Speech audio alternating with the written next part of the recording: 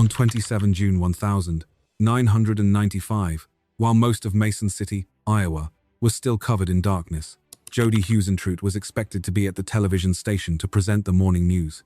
But as time passed, her familiar seat remained empty.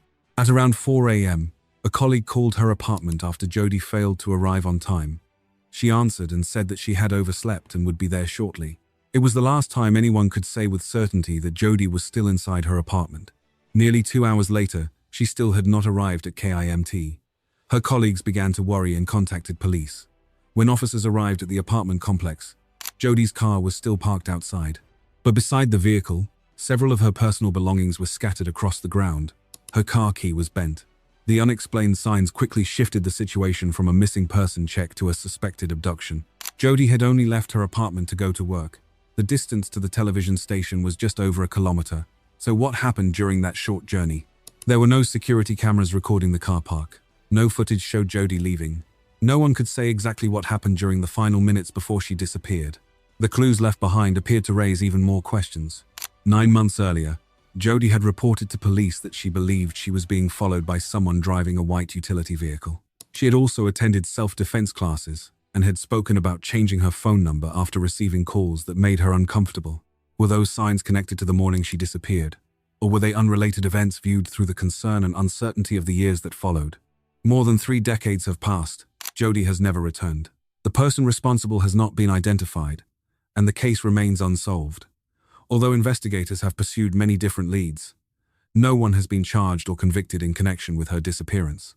Behind this case file, which has remained open for decades, is more than a mystery. It is also the story of a young television journalist, a family that has never stopped waiting, and a community that still wants to know what truly happened. In today's video, we will trace Jody's final known hours, examine the evidence left in the car park, and explore the clues that have kept this case in the public eye for more than 30 years. If you are interested in unresolved cases and the search for the truth, subscribe to Before the Crime and turn on notifications so you do not miss the stories to come. Before her name became linked to a missing person case that would remain unresolved for decades, Jody Sue Huisentruit was known by those around her as an energetic young woman, committed to her work and steadily building a future in television. Jody was born on 5 June 1968 in Long Prairie, a small town in Minnesota.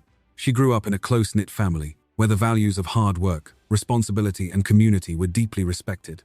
Life in a small town shaped Jody's warm nature and open way of communicating.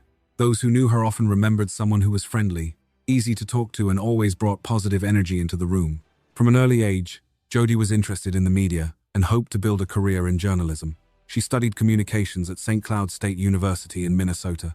During her time at university, Jody gradually became certain of the path she wanted to follow, becoming a television journalist, reporting on stories that mattered to the community and connecting with viewers through the screen. After graduating, she began her career at local television stations. Her early roles gave her more than professional experience. They also helped Jody develop the ability to work under pressure, prepare news content within tight deadlines, and appear naturally and confidently in front of the camera. Eventually, an opportunity brought her to Mason City, Iowa, where Jody became a familiar face on KIMT TV. There, she worked as a morning news presenter and helped produce news content for local viewers. For many people in Mason City, Jody was more than simply a face on television. She appeared in the news programs that began their mornings, bringing updates about the weather, local events, and stories that mattered to the community. Her regular presence gradually made her a familiar part of everyday life in the city. The people who worked alongside Jody described her as responsible and dedicated. Presenting the morning news required an unusual schedule. While many people were still asleep, she was already preparing for the program, reviewing the content and getting ready to go on camera. Despite having to begin her day so early, Jody approached her work with commitment and a strong desire to continue improving. Outside work, she was also building a life of her own in Mason City. Jody had friends, colleagues, and close connections within the community. She took part in social activities, spent time with people she knew, and remained in contact with her family in Minnesota.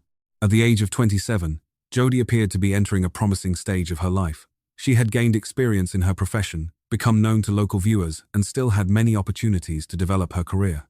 To her family and those closest to her, her future seemed wide open. Yet, when people look back on Jody's life many years later, they remember more than a television journalist who disappeared. They remember a daughter, a friend, and a colleague whose plans were left unfinished. Jodi's story therefore did not begin with an investigation file. It began with the ordinary life of a young woman pursuing a career she loved, building new relationships and believing that tomorrow would continue much like any other day. But before everything changed, there were a few signs that led Jodi to become more concerned about her personal safety. Those details may have appeared small at the time, but when viewed again many years later, they became an important part of the story that her family and investigators are still trying to piece together. In the months before Jodi Huisentruit disappeared, her life continued according to its familiar routine. She went to work, spent time with friends, and took part in community activities. There was no publicly available information suggesting that Jodi planned to leave Mason City or deliberately cut off contact with the people close to her.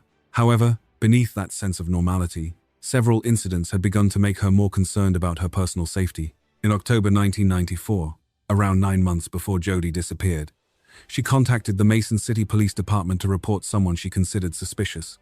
According to information that has been made public, Jodi said she believed she was being followed by a person driving a small white utility vehicle, described as a relatively new model at the time.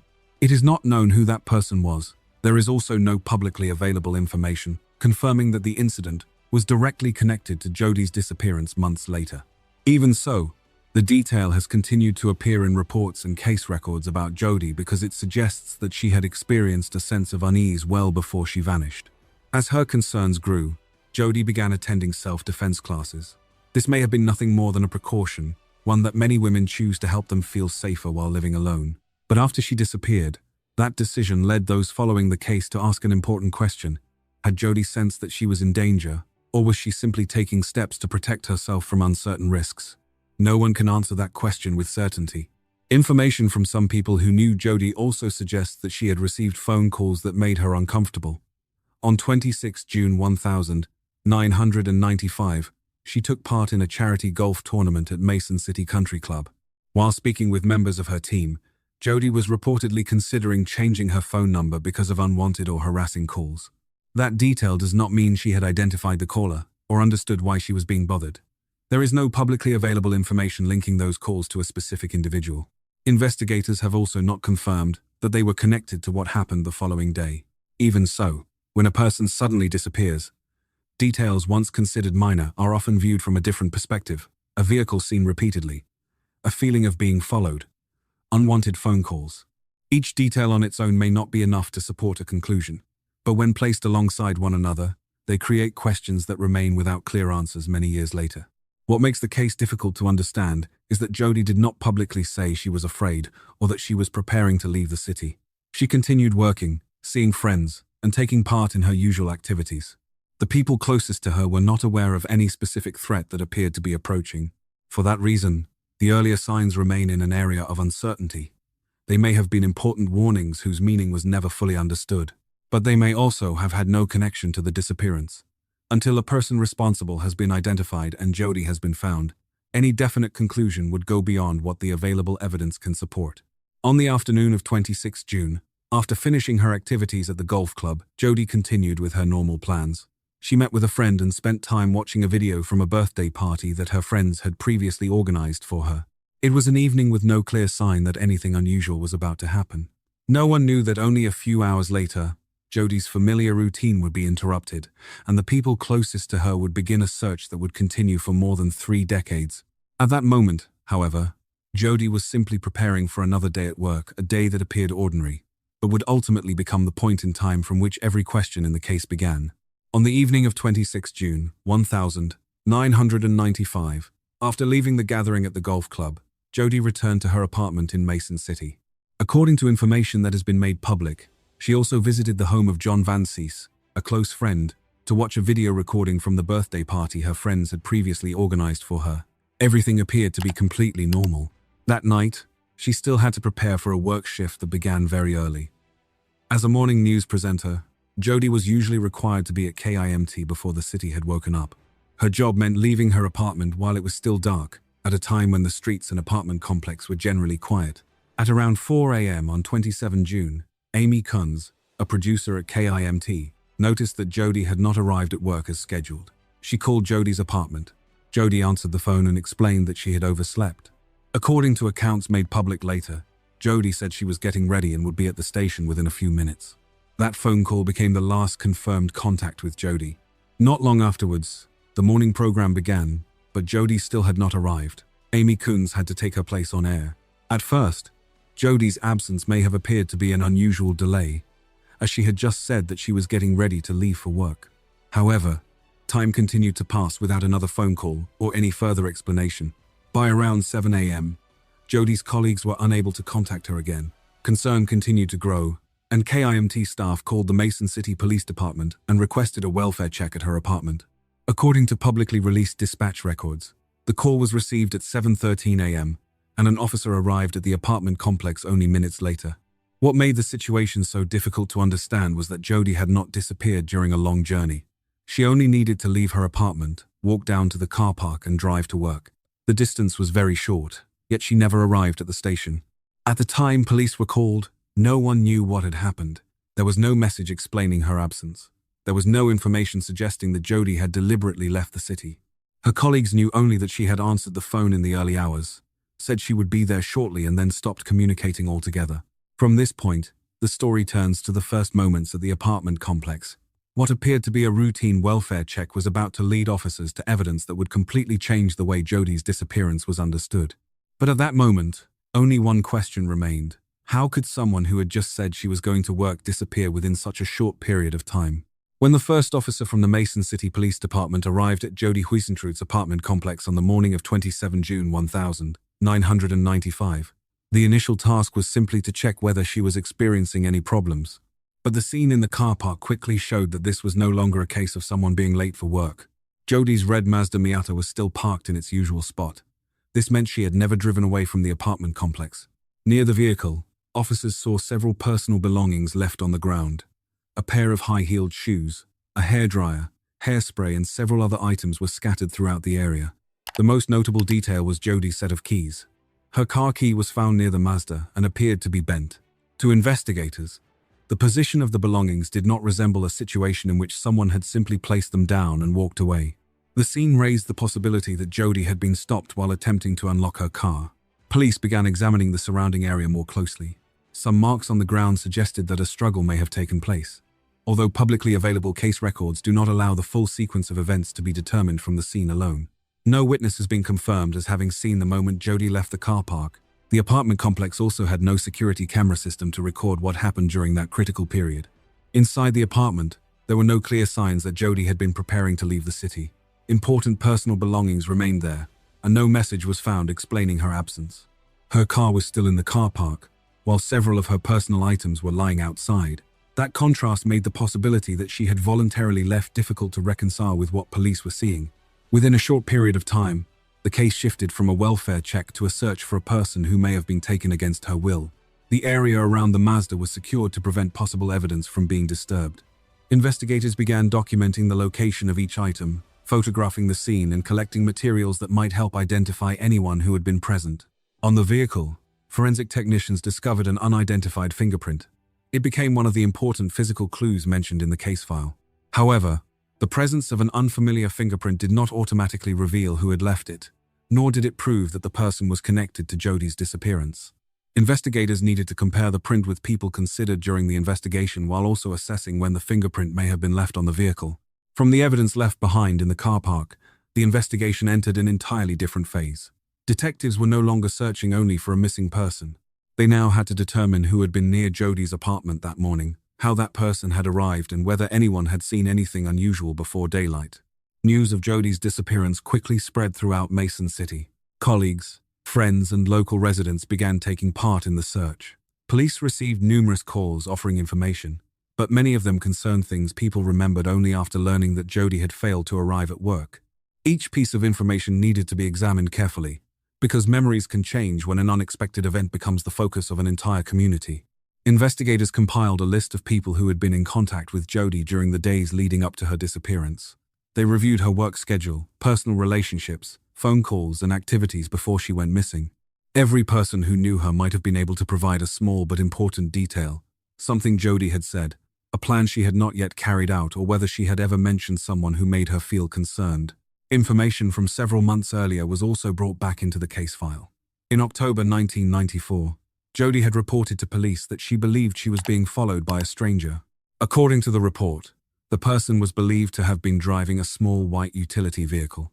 At the time, the information did not lead to a clear conclusion. However, after Jody disappeared, investigators had to consider whether the earlier incident was connected or simply an unrelated concern. Friends also remembered that Jody had received phone calls that made her uncomfortable and had considered changing her phone number. She had also attended self-defense classes.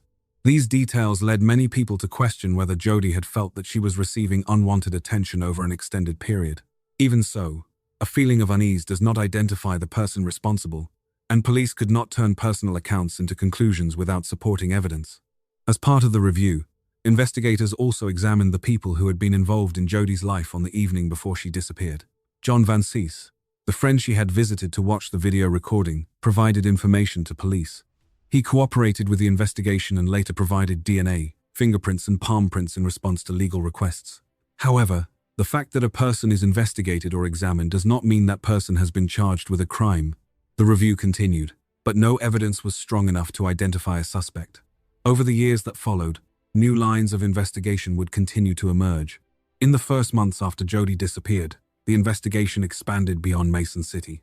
Police examined the roads surrounding the apartment complex, followed up information provided by members of the public and worked with other agencies to search for signs of where she may have been taken. Numerous searches were organized, but none provided an answer about Jody's whereabouts. Photographs of Jody appeared in news reports and on missing person posters. Her family repeatedly appealed to the public for information, hoping that someone had seen an important detail without realizing its significance at the time.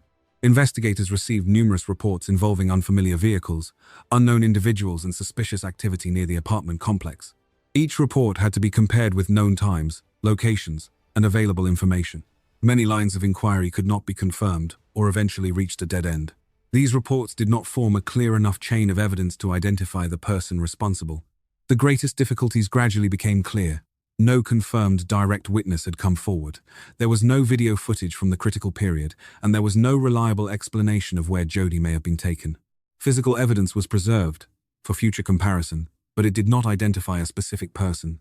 Police also had to deal with numerous rumors. Investigators therefore needed to separate information that could be verified from speculation. In a case that had attracted intense public attention, keeping the investigation grounded in evidence became especially important. As the years passed, Jody was still not found. In 2001, she was legally declared dead. The decision allowed her family to address certain legal matters, but it did not bring the investigation to an end or answer what had happened on the morning of 27 June 1995. The case gradually became a long-running investigation. Detectives continued to preserve documents, protect physical evidence, and review earlier lines of inquiry as new technology or information became available. Time created additional obstacles. Even so, the case was not closed. Police continued to believe that the answer might lie in a statement that had never been shared, a detail that had been overlooked, or evidence that could be assessed using new methods. From that point onwards, the search was no longer based only on the events of the first few hours. It became a journey that continued across decades, with every new piece of information needing to be considered alongside the existing case file. As people who had previously been examined continued to attract public attention, investigators had to clearly distinguish between public suspicion and what could be proven through evidence over time. The years passed, but the case file on Jody Huisentruit was never closed. New information emerged, only to gradually fade away. Several lines of inquiry that had once brought hope ultimately failed to produce a breakthrough. While life in Mason City continued to change, the question of what happened to Jody remained unanswered. At first, many people believed that time might help bring the truth to light. A witness might remember something that had once been forgotten. Someone with knowledge of the case might decide to speak out. Or a small detail in the case file might be viewed in an entirely different way. Yet, every passing year also brought new difficulties. Witness memories gradually faded. People who had once been part of the community moved elsewhere. Some were no longer able to provide further information. Investigators had to maintain the case file, review existing evidence, and continue assessing information submitted to them, even as many years passed after Jody disappeared. Her family continued to live with a weight that had no clear end. There was no confirmed location, no complete explanation, and no certain answer about what happened after Jody left her apartment that morning. For the family of a missing person, the absence of information can prolong grief in a different way. They must not only live with the absence of someone they love, but also with questions that remain unanswered. Every new piece of information may bring hope, but it may also force them to experience another disappointment. In 2001, Jody was legally declared dead. That decision did not mean the investigation had found an answer. It was a legal process carried out after many years in which she had not been seen and no contact with her had been confirmed. Even so, for those who loved Jody, having her legally declared dead could not replace the truth. They still did not know where she was. They still did not know who may have been connected to her disappearance. And they had not been given the opportunity to bring closure to the painful chapter that began in 1995. Across the decades, the case continued to be revisited in television programs, newspaper reports, and community discussions. Images of Jody remained in the public eye, not only as a news presenter once admired by local viewers, but also as a symbol of a disappearance that remained unsolved. Public interest helped ensure that Jody's name was not forgotten. Each time the case was revisited, information could reach people who had never heard her story, or prompt an earlier witness to remember something. However, attention also created more speculation. Theories without supporting evidence sometimes spread faster than confirmed facts. Police therefore had to draw a clear distinction between information that could be verified and unsubstantiated rumors. A case that continues for decades often accumulates countless stories, but not all of them have investigative value. Although time had changed many things, the case remained active within the records of law enforcement authorities. New leads continued to be documented. Earlier information could be reviewed again as investigative methods advanced or new evidence emerged. For Mason City, Jody's absence became part of the community's collective memory. Many people still remembered her smile on television and the mornings when she appeared on the local news. But behind that image was a question that had never disappeared. Where did Jody go? And if someone knew what happened, could time be enough to keep that person silent forever? Many years later, new information began bringing the case back into public attention. Modern investigative methods, records that had once been kept confidential, and people willing to speak out created the possibility of re-examining leads that had once appeared to have reached a dead end. A case file that has remained open for decades does not necessarily have to stay exactly as it was on the first day.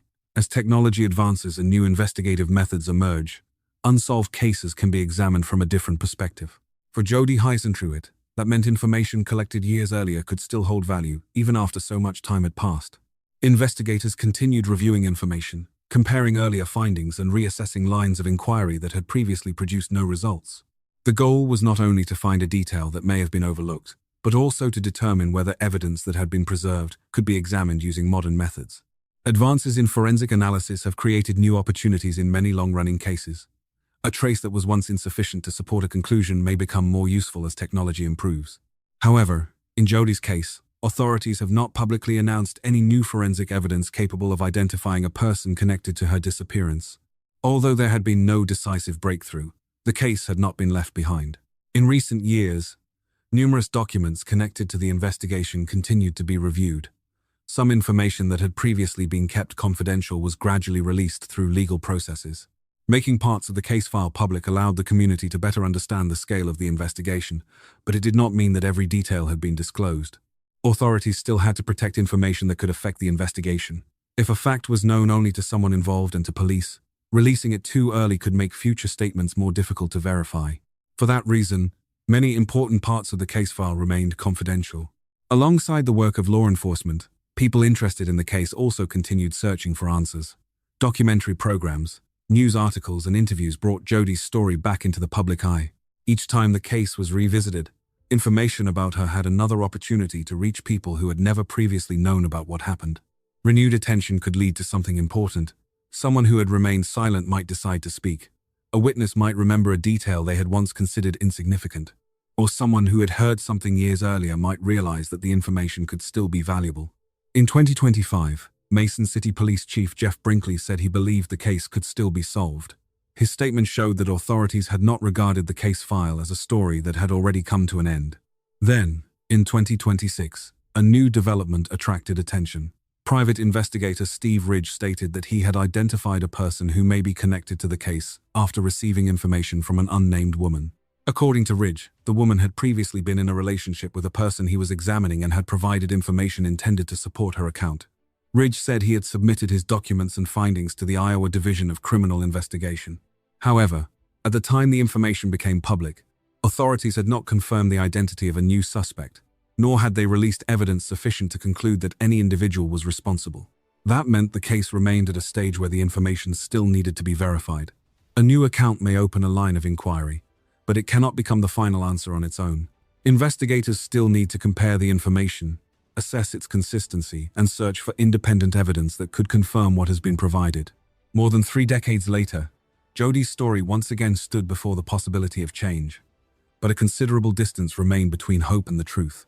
Could the new information lead investigators to where Jodi is, or would it become only another line of inquiry in a long case that has never been solved?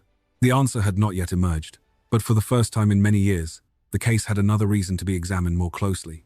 New information may open a possible line of inquiry, but in a case that has remained unresolved for more than 3 decades, even a highly significant account cannot become the final answer on its own. What private investigator Steve Ridge has made public must be compared with the existing case file, assessed for consistency and examined alongside the information investigators have gathered over many years. This is a necessary step in distinguishing between a detail that may lead to a breakthrough and information that does not yet provide sufficient grounds to change the direction of the investigation.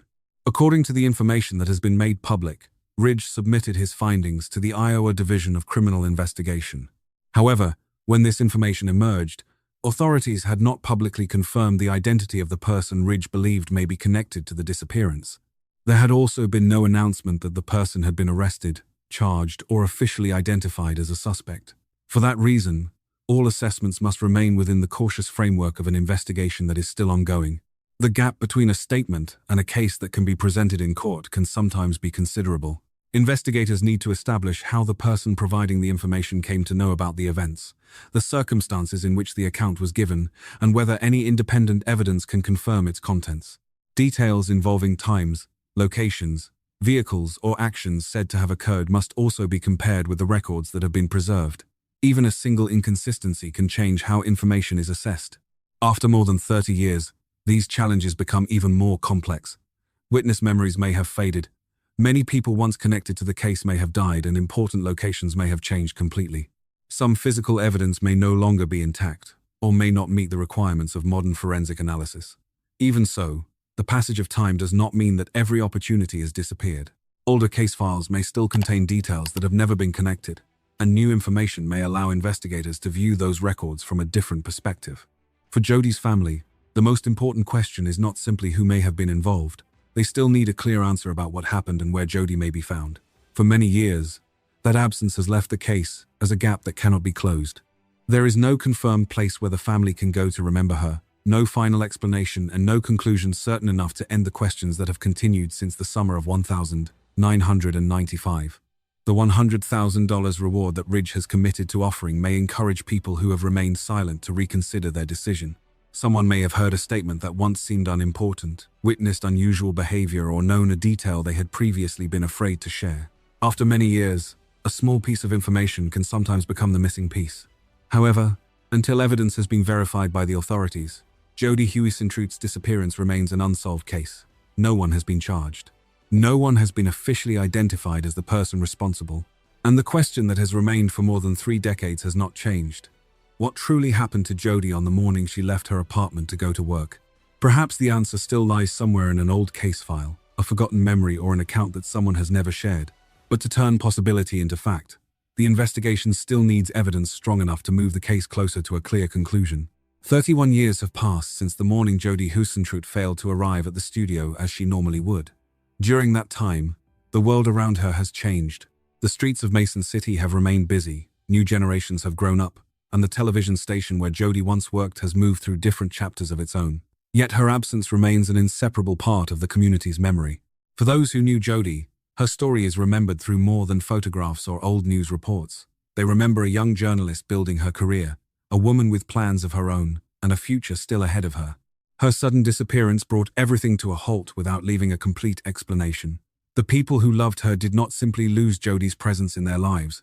They were also left to live with questions that have never been answered. In cases that continue for decades, time often creates a particular kind of loss. Families do not know whether they should keep waiting, continue hoping, or accept that their loved one may never return. Every new piece of information can bring a glimmer of hope, but it can also reopen emotions they have tried to bury. For that reason, the search for answers is not only the work of investigators, it is also a long journey that families must travel between hope and uncertainty. Jodi was legally declared dead in 2001, but that decision did not mean her story had come to an end. It addressed only part of the necessary legal process. while the most important questions remained unanswered. No one knows with certainty what happened after she left the apartment complex. There is no final conclusion about who may be responsible, and her family has still not received the closure they have waited for over many years. The case has also had a profound impact on Mason City. Local residents once followed Jodi's news reports on the very television screens where she appeared each day. After she disappeared, that sense of familiarity made the story especially painful. Jodi was not an unfamiliar name in an investigation file. She was a familiar face who had brought the news into people's homes each morning. Over the years, television programs, newspaper articles, and documentary projects have continued to revisit her story. Their purpose has not only been to examine an unsolved disappearance, but also to keep Jodi's name in the public consciousness. That continued attention may help people who hold information realize that the case has not been forgotten. Although there has been no legal conclusion, the continued attention given to the case shows that the search has not ended. Each time Jodi's disappearance is discussed, there remains the possibility that a new witness may come forward or that previously overlooked information may emerge. Sometimes justice does not arrive quickly, but delay does not diminish the value of the truth the family has waited so long to receive. For Jodi's family, what they need is more than a name. They need to know where her story came to an end and what caused her to disappear from the lives of those who loved her. Until that day comes, Jodi Huisentruit remains a woman who is remembered, a journalist whose journey was left unfinished, and the center of a case that time has still been unable to erase. 31 years after Jodi Huisentruit disappeared, her case file remains open. However, information that emerged in 2026 brought renewed attention to the case, particularly after private investigator Steve Ridge announced that he had found a new source who may have information connected to a person previously considered during the investigation. According to what Ridge told the media, the source was a woman whose identity has not been made public. She said she had previously been in a relationship with a man who had been mentioned during efforts to investigate the case. Her account was said to relate to a conversation that took place not long after Jodi disappeared. Ridge stated that the woman had provided additional material intended to support what she had described. In the account that was made public, the man was said to have reacted intensely while driving. At first, he denied having any involvement. Later, according to the woman, he made a statement that led her to believe she had heard an admission. However, this information currently remains a claim made by a private investigator based on a witness's account. Law enforcement agencies have not publicly confirmed the contents of that account, nor have they announced that any specific person has been charged in connection with Jodi's disappearance. Ridge said he had submitted his findings to the Iowa Division of Criminal Investigation, the state investigative agency with the authority to examine relevant information.